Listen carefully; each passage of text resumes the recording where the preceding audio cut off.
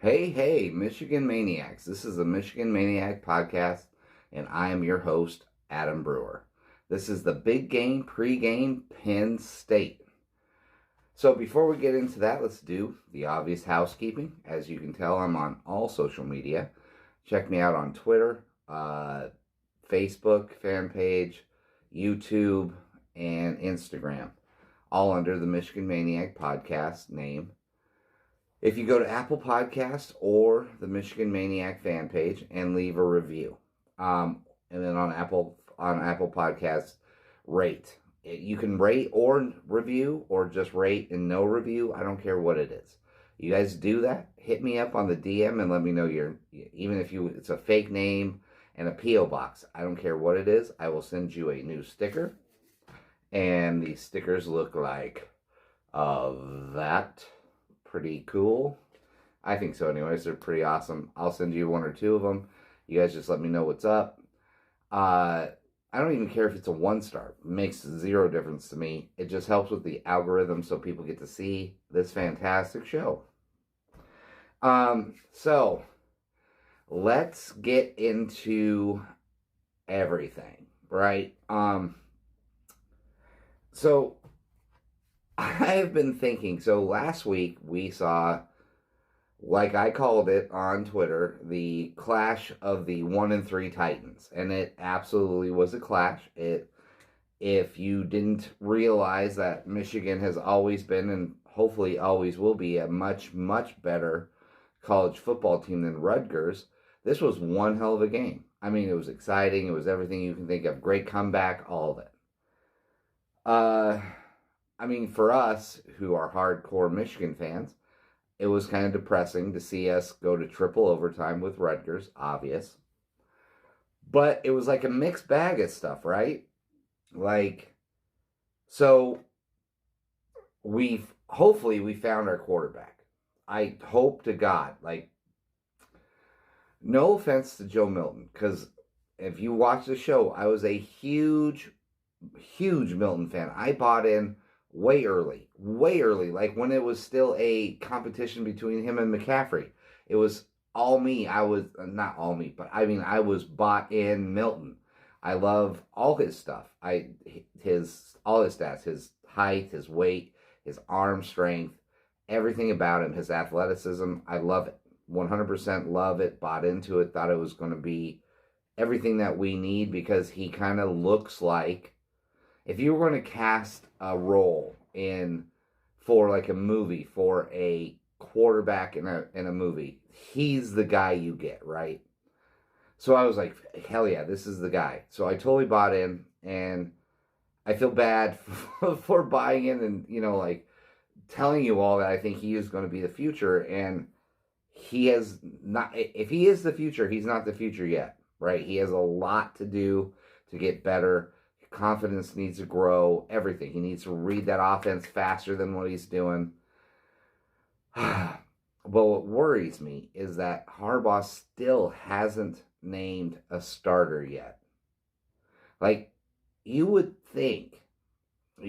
absolutely think that Cade McNamara has done everything possible to have guaranteed him the starting spot for the rest of the season. Now, I know a lot of people say, this reeks of John O'Corn, Purdue. I get it. A lot of people will think that, right? A lot. But what I kind of think is, I don't think he's John O'Corn. I think, because let's face it, nobody can be that bad.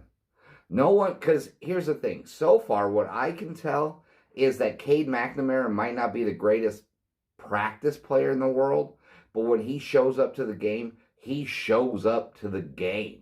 Like, John O'Corn never did that. John O'Corn was a strict practice player who looked fantastic and then shit the bed in the game, right? I mean, let's face it, we saw it all. Like, that's just the way that shit goes. I would compare him to Brandon Peters. Now, I know Brandon Peters gets it's a mixed bag of hate with this guy, and I don't know why. Because he took over, a lot of similarities. He took over for John O'Corn in the Rutgers game. Same with McNamara. He looked calm, cool, and collective, ran the offense pretty well. And actually, if you look at it, until Brandon Peters got hurt in Wisconsin, we were up double digits on Wisconsin until Brandon Peters got hurt. And I can guarantee you, if Brandon Peters was starting in that Ohio State game in 2017, we probably would have won. Because he would have made the throws that John O'Korn couldn't have and overshot. John O'Korn is Milton. John O'Korn in the biggest moments of our games overthrew players, couldn't read the defense, couldn't figure out, short-circuited in the biggest moments of our season. So the John O'Korn Purdue game is more like the Joe Milton Minnesota game. And I really do believe Cade McNamara is our guy. I know I was a big Milton guy, but I'm starting to look at it, and I really do believe McNamara is the dude. Now, we have a whole bunch of things we can get through, but I want to go over the reason why I think that. Now, overall, I'm a big believer when you go from high school to college, the college coaches have a big one of the big chores of a college coach is to mature the player, grow the player, really just cultivate this player into what he needs to be, right? But if you're looking at just raw materials, what you're dealing with, I don't know why we have overlooked McNamara. And then we've got J.J. McCarthy coming in. So any Mick we got coming in, McCarthy, McNamara, any of those, I think we're solid with. Because let's look at this. Joe Milton, in his high school career, he threw for 3,975 yards, 35 touchdowns, 9 interceptions. Not bad for 47%, right? So you hope that when he gets to college, with all these raw materials he has, his athleticism, his arm strength, his size, all of it, that the college, especially Michigan with Harbaugh, could cultivate him into an Andrew Luck, which I know Harbaugh looked at Milton and was like, this is my Andrew Luck. Look at him. He fits the bill. All he is he's just black. That's it. That's the only difference between him and Andrew Luck when you look at him as a player. That's it. That's all. So 3,975 yards passing, 35 touchdowns, 19 interceptions, 47% completion percentage. Then we go to Cade McNamara. Wait till you hear these numbers. I know everybody's probably heard it by now, but 12,084 yards passing for 146 touchdowns. 146 touchdowns to 35 interceptions. Let that sink in. 146 touchdowns. He had 111 more touchdowns than interceptions? 58% completion percentage. Over 11% more in completion percentage.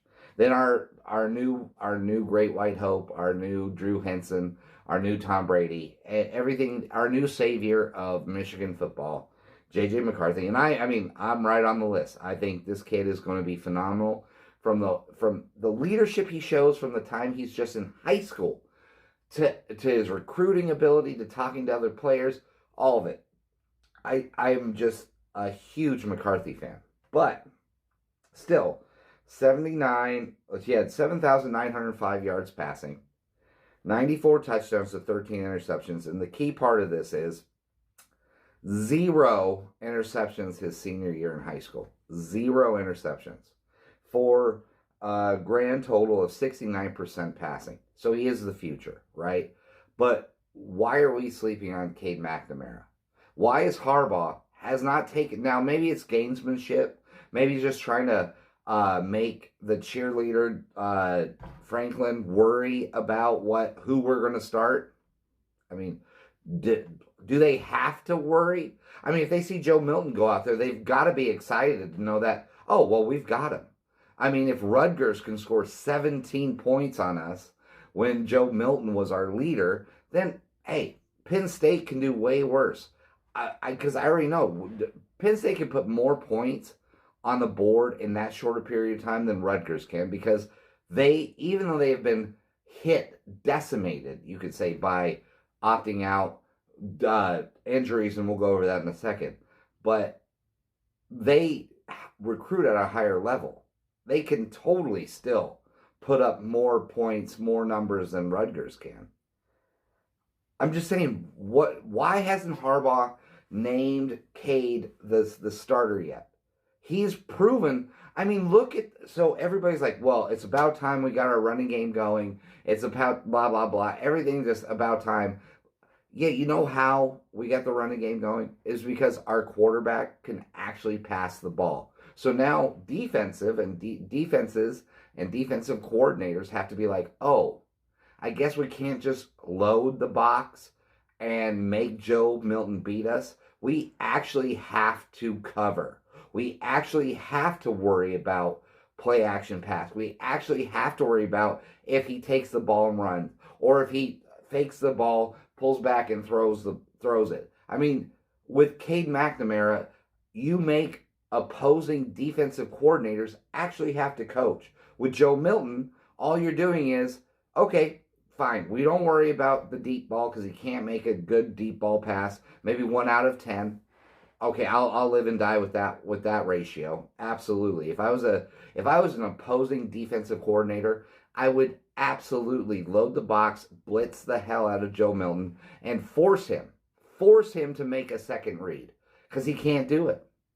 So guess what? When you don't go 3 and out all the time, and you actually get more plays per game, yeah, your running game can get better. Absolutely. And it's kind of impressive that our running game produced a 25 carry, 100-yard rusher in Haskins when none of them started last season. Not one player started last season on that offensive line, and we were able to do that. I know it's Rutgers. I understand it's a crap opponent. I get it. But our quarterback puts us in a much better position because he understands the offense. He can make good throws. He knows how to put speed on it. He knows how to put arc on it. He knows how to put touch on it. And his mental acuity of the offense is much greater. Now, I'm sure Milton understands the offense to a certain extent, but maybe he just isn't ready yet.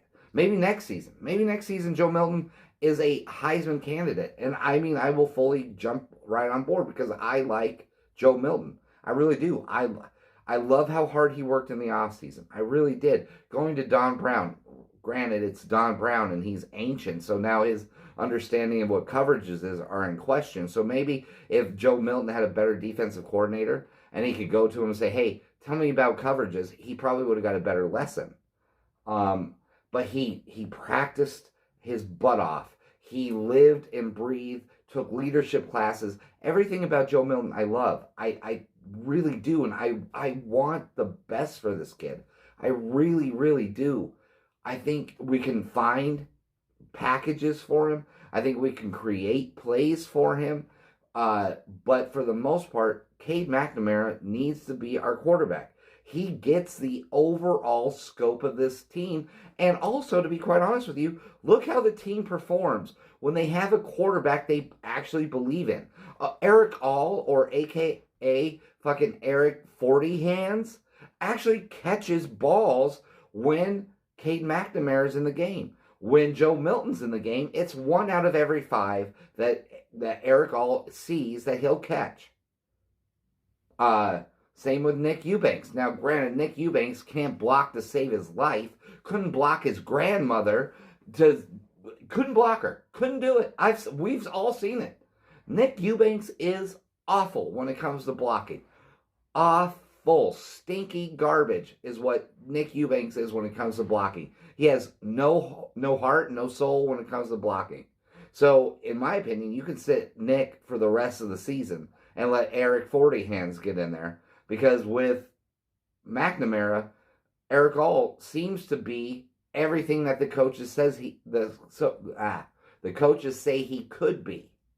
Right? They said, oh, he could be the greatest tight end that's ever come to Michigan. Well, when you see McNamara in there, he kind of looks like it. He caught every pass outside of a vicious hit he took. He caught everything. So, what are we doing here? Right? Harbaugh, just name him, man. Name him the official starter for the rest of the season. And if Harbaugh doesn't, let's just say we go into this Penn State game and we see poor Joe Milton run his wonderful, wonderful ass out onto that sounds awful, but just runs his wonderful self out onto that field. Harbaugh should just be fired. 100% should just be fired. There is no reason Joe Milton has done anything to have kept the starting role. That would be like if Belichick continued to start Drew Bledsoe. And I guarantee you Drew Bledsoe did more in his career to warrant keeping his starting position from injury than what Joe Milton has done because of anything else. So if Belichick would just be like, yeah, Drew Bledsoe's our guy, I don't care. Yeah, I know Tom Brady's come in and he's done some good things, but hey, Bledsoe's our guy. We're going to stick with him.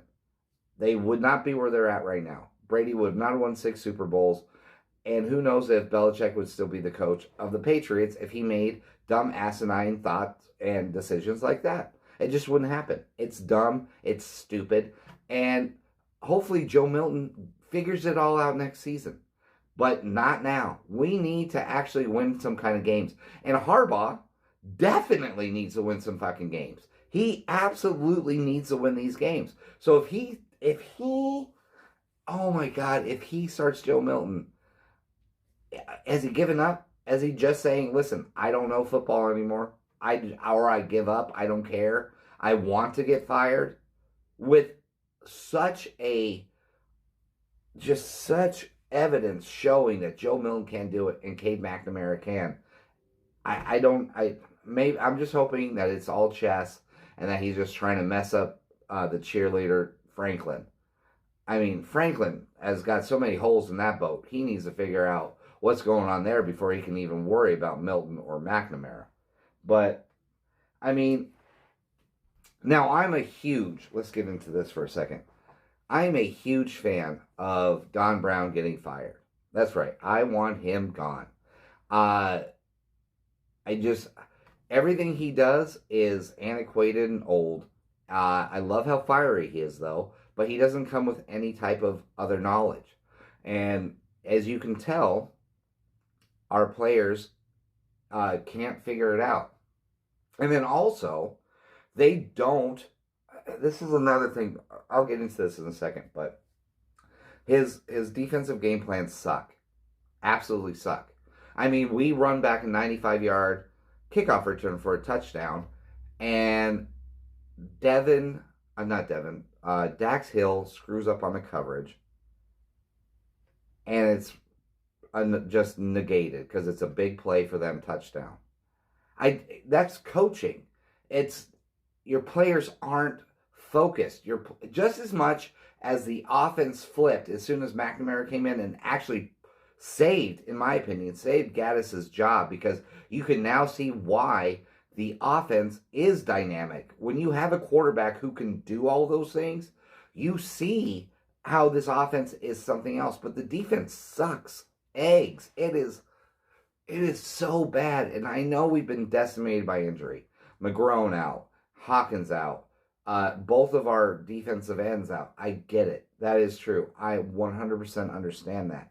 But when you look at the effort in that one play I just told you where Daxton Hill got sucked in, actually went flat on his coverage, didn't even go out.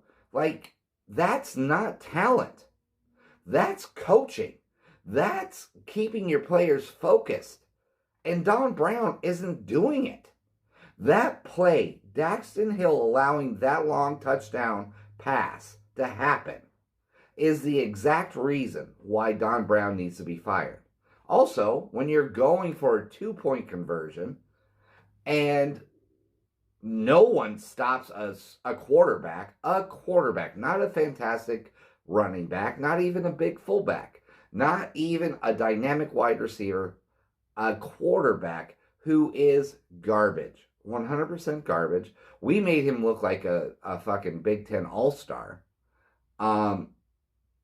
When he can run for the tying 2-point conversion, that also proves Don Brown is done. Awful, done, over with. Then the first play on Rutgers overtime.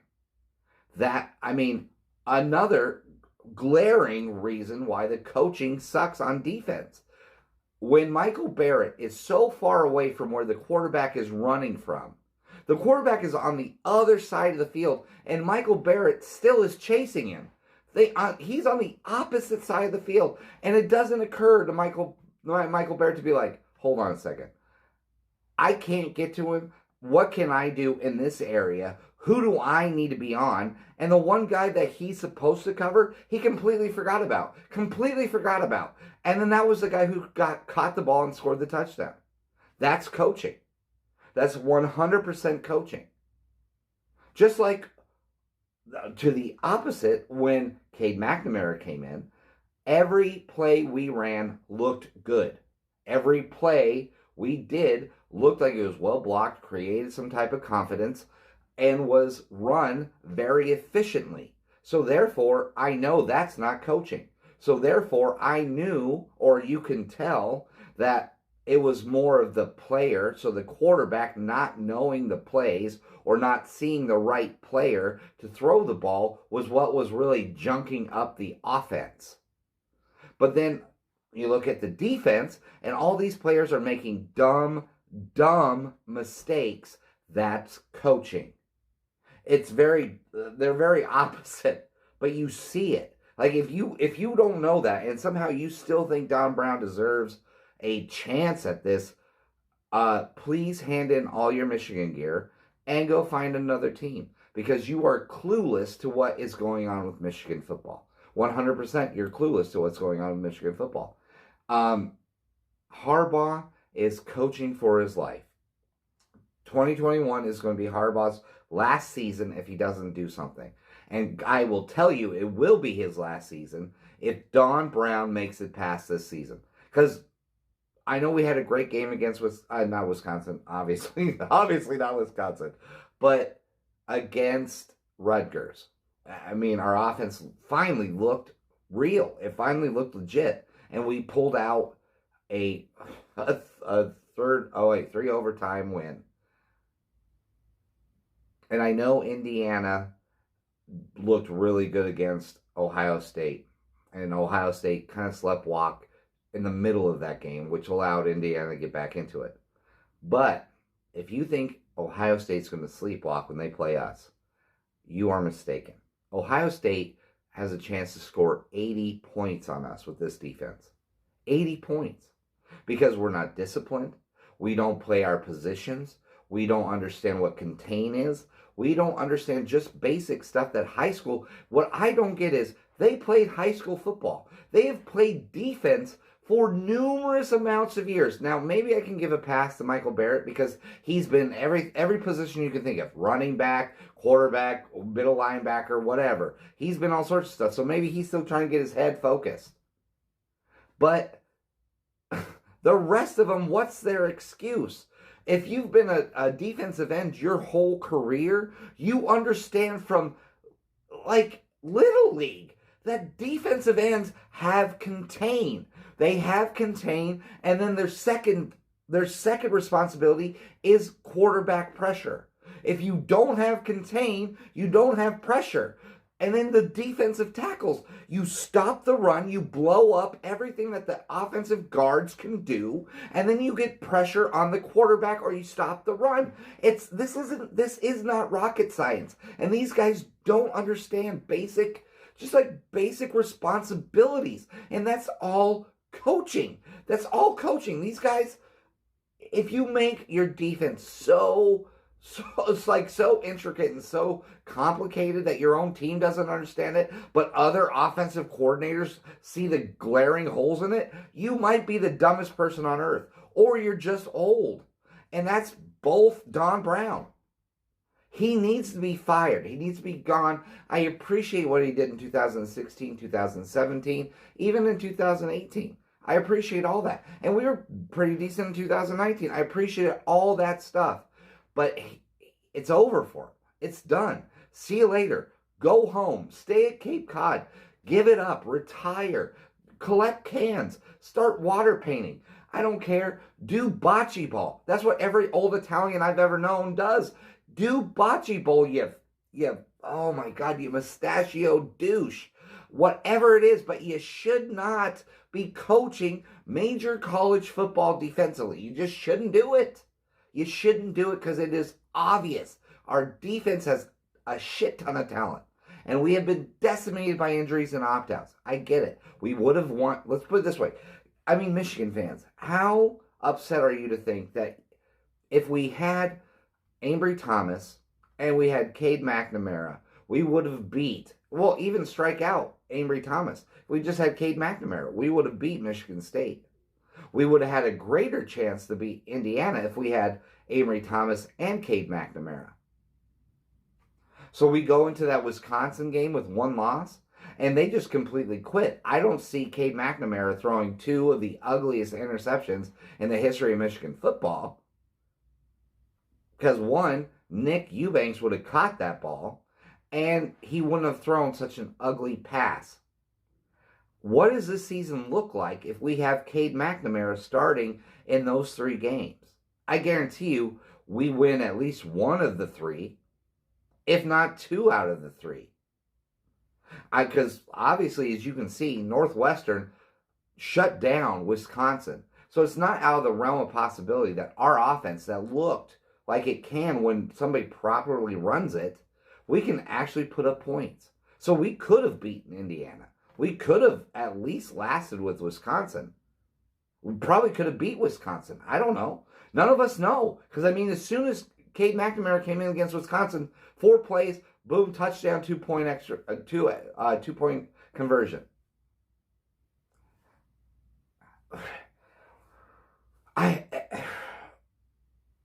I don't coach football. I played it. And I played a lot of these defensive positions. I started off as safety. Then I played defensive end. I've even played defensive tackle. I've been linebacker. I've been a lot of different things in my career, my very short career in football. But I know the basics. So when I don't see them doing just basic shit, it's coaching. But yet here we sit. So let's get into some of these numbers and then we'll get out of here, right? So basically, we're playing another team that is identical to what we do, right? I mean, Penn State is more like us than any other team we've probably played outside of Rutgers because we've been decimated by opt-outs and injuries. Same with Penn State. Pat Freiermuth, Journey Brown, two of their best players they have, out to injury Journey Brown retired due to health reasons, and I really hope he has a great life. Because that is sad. Somebody who's dedicated their life to football and have something out of their control ruin it for them or even sideline them. It's really sad. Pat Papelmoof, whatever his name is, I don't really care about that kid because he pushed off against Khalid Hudson for that touchdown in that last year's game, and that was horseshit. So, not that I wanted to ruin his career by any means. I hope that he does come back and he can go to the NFL because, I mean, he'll make an average tight end. I'm never going to give him credit. Never. I don't care. He's probably going to make a great tight end, but I'm not going to give him credit for it. So, fuck it. Sorry, everybody. I keep saying the F word, but that's how I feel about Papelmoose. Opt-outs. Parsons, one of the best players in college football at his position, opts out. You're going to be hurt. I mean, they still have 12 sacks. 12 sacks. We only have defense. I wrote this down. Defense, we only have 8 sacks to their 12. They have 2 interceptions. We have 2 interceptions. They have 2 forced fumbles. We have 1. So, very comparable, right? Opt-outs for us. Ambry Thomas, right? Nico Collins. Injuries. I mean, it's glaring. Hutchinson, Pay, McGrone, Hawkins, but you can make the argument that Hunter Reynolds is probably a better prospect, a better player at this point than Hawkins is. And also, Shipley is actually doing pretty good in replacing McGrone, even though I'd rather have McGrone because I think his upside is tremendous. But it's just, we've been devastated by all this. But still, that goes to show that's coaching. Coaching has let these boys down. They are not doing it. And then, let's face it, Andre Sullivan, I guess, got into the game under a new number. So 34, everybody. If you're an Andre Sullivan fan, which I am, and I hope you all are, look out for number 34 out there on the defensive side, because I think that's the number he has now. So I look forward to that. But I'm telling you, our cornerbacks still suck. Still suck. Rutgers, Verdal, 381 yards passing, and we don't give Andre Sullivan a chance to see what he can do. Jamon Green was lost on I don't know how many pass plays. That one where Daxton Hill went shallow, didn't understand where he needed to be on that deep pass play for a touchdown. Jamon Green got burned on that one. So, I know at the very least Andre Sullivan can get burned. I could go out there and get burned. So does that mean I need to start for the Michigan Wolverines? So everything's kind of similar. So let's get back to the numbers. I know I'm jumping. Clifford, 87 out of 152, 1,070, 11 touchdowns, 8 interceptions. Not great. He can be taken advantage of, but I don't have faith that our defense can do anything. All these, it doesn't matter what these numbers are. We can beat this team, and we can beat them handily if we had a better defensive scheme. If we had a better defensive coordinator. Because our offense, as long as Cade McNamara is there, I truly, truly believe that Cade is more Brandon Peters than he is John O'Corn. So I truly believe that our offense, he threw for over 12,000 yards in high school football and 140-some touchdowns. And as a freshman, he beat out the incumbent senior quarterback. What? He's a gamer. I don't care what he looks like in practice. When you put him into a game, this mother effer wins. That's all he knows how to do. Does that not sound like Tom Brady? Everybody counted this guy out, and then all of a sudden he starts showing up. So let's protect this kid. Let's show faith in this kid. Let's do something. But who cares about these numbers? Look at Ford. 56 rushes for 209 yards. That's the whole season. That's the whole season. We're not much better, but still. They have 2 wide receivers. Dotson, which one we should be watching out for, because Dotson has 31 receptions for 527 yards receiving for an average of 17 yards per catch. That's right up your alley, Jamon Green and Vincent Gray.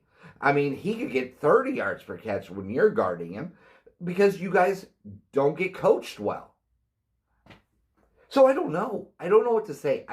We should blow out. We should blow out Penn State. We should blow them right out of the water. But I don't know what our defense has. We allowed Rutgers to score 35 points. Now, in the 5 years previous, in the Harbaugh era, Rutgers has only scored 36 points. So I don't know what we're doing. As long as Don Brown's there, our defense sucks. So it doesn't matter. We better hope we can score 70 every game. So this way we have a chance to win. I think Josh Ross is going to get better because I should have taken this into consideration before I panned him. But Josh Ross was out all last year because of an injury. It takes a while for a kid to get back into playing shape, playing speed, the whole thought process of the game when you've been out with an injury.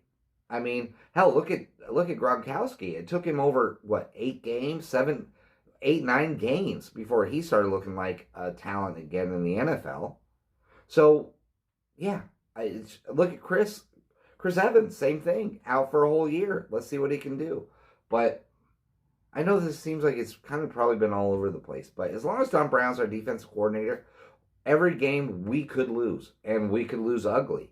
Because if poor Cade McNamara in this offense doesn't overperform, we are FUCK. We are ED. We are effed. 100% effed. I have zero faith that Don Brown can to do anything. I've lost 100% faith in this guy. And I know he had great defenses for a while, but it's just as if, here's the thing. Once offensive coordinators figured out what he was doing, it was like you told a child that Santa no longer existed, and it was dad putting those presents under the tree. Once it's discovered, once the illusion's gone, once you figure out what was going on, you can no longer unsee it. You know what's happening, and it's obvious. It changes your thinking forever. And everyone has just like numerous amounts of tape where you can go back and look, oh, well, they do this, this, and this, and then bang, we got him. And then also, they used to have pressure here and here. All those guys are hurt. So now we can really attack the edge because none of their linebackers get speed edge or speed sweeps or end rounds or anything. Like the quarterback could run halfway across the field, and our linebackers on the other side will still chase his punk ass, thinking that they can catch him, thinking that they're Usain Bolt. Somehow they think they're going to be able to run 30 yards like laterally to get to a guy, and then he's going to throw over their head, and the dude's going to tap dance his way into the end zone. That's all coaching. That's all Don Brown. That's all Mike Zordich. That's all these awful coordinators who don't know how to do their job now. I don't know how we got away with it for so long. Thank God we had some massively talented kids. Because it is glaringly obvious now that our offense is coached very well once you have a quarterback that actually understands the system and makes these plays happen, right? And Joe Milton's very close to making it happen. He just doesn't know how to control that arm of his yet. Compared to awful coaching on the defensive end where our guys don't look like they know anything. It looks like you just went to the campus of Michigan and been like, hey, you guys want to play football for a night? Come get on the defensive end. We're going to put pads on you and you just run out there. Just do whatever the hell you want to. Because it doesn't matter because we don't know how to coach because we're the defensive coaches for Michigan. I mean, if I'm wrong, prove me wrong. I am so willing to say that I'm wrong. Whenever I see something where I'm like, yeah, that's a good argument, I'm willing to change my mind on that stuff. But prove me wrong. There is no part of what I'm seeing out there defensively that makes me think that I'm wrong in this. Fire Don Brown. Don Brown should have been gone. Don Brown should have been gone after the Indiana game. Actually, after the Michigan State game. So I don't know what Harbaugh's doing. I just if I'm Ward Emanuel, I'm going to Harbaugh and saying, listen, you want to keep your job? You want to keep this nice $7 million a year job because he gave back $1 million to help out the school, which is very honorable. You want to do that? Then I'm forcing you to fire Don Brown because if you don't do it, I'm going to do it. And I would do it in front of Don Brown. I'd be like, you two get in this office and I'm going to threaten him. I mean, I'm Italian, so that's what we do. But you'd be surprised. Organized crime thrived very well for a long period of time with threats right to your face. That's my people. I get that. So guess what, Jim Harbaugh? If you don't fire Don Brown, I'm going to break your kneecaps with a bat and then I'm going to shoot Don Brown in the head. If that's, now obviously I'm not saying that's what I should do because that's crazy. I'm just saying the organized crime routine would be that. And guess what's going to happen? You come with that kind of authority, Jim Harbaugh is going to fire Don Brown before he blinks, before he takes his next breath. Don Brown will be gone. Maybe us Italians had figured out some stuff. We know how to twist some arms. I have a bunch of stuff, but who cares? Who cares what these numbers are when you have such a shitty defensive coordinator? It doesn't matter. The keys of the game is this. Don't give up a shit ton of passing yards. Stop the quarterback from running up the middle. Actually do something defensively.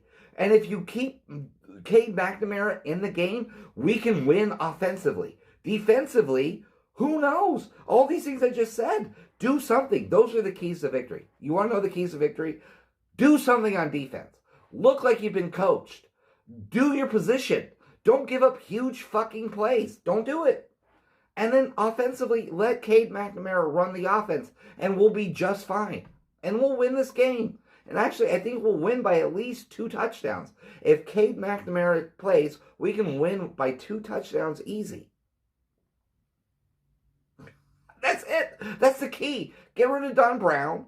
Defensive keys of the game. Get rid of Don Brown and let Cade McNamara start. And we'll win this stupid game. We will. We'll win this game. And we may even beat Maryland, which, if Don Brown's in there, when we play Maryland, we have a very good chance of losing. Very good chance of losing. Because you know what they do well? They have a good quarterback that can run and he can throw. And those are the 2 big things that Michigan's not good at. And they actually have a good running back. Oh no, we're in deep crap now. Because those are all the things that Don Brown's really bad at. And go figure, those are really big things that a defensive coordinator shouldn't be bad at. I don't know what else to tell you. Anyways, for the most part, it is great to be a Michigan Wolverine. It is great. If you saw that Cade McNamara little clip in the locker room, he trips over some words, but he's a fiery dude. I love how the kids react to him. I love to hear it is great to be a Michigan Wolverine chant. I love all that stuff. And I just want him to play. I want him to start. I want him to do great. Just like I want all of our Michigan players to do great. We can't do it with Don Brown, though. So he needs to get the F out of Dodge. So it is usually great to be a Michigan Wolverine. Guys, go to all the media, right? The Twitter, the Instagram, the Facebook fan page, YouTube, all of it. Like and subscribe on Apple Podcasts. Go to the Michigan fan page and leave a review. Hit me up on the DM, and I will send you one of these beautiful, beautiful stickers. Look at them. Boom. That's beauty. I made that myself. That's probably why I like it so much. Do it. I'll send it to you. I love to do it. Please. And then this way, tell all your friends and family. Because I want to be the best Michigan podcast there is. And I think I give you plenty of entertainment. I'll guarantee you this. I'm way funnier than any other Michigan podcast you'll look at or you'll listen to. None of them. None of them can be as funny as me. I guarantee you. Because I watch them and I listen. And none of them are as funny as me. I hate to toot my own horn. I don't like to pat myself on the back. But it's true. It's just true. It's facts. All right, guys. Forever and for always, go blue.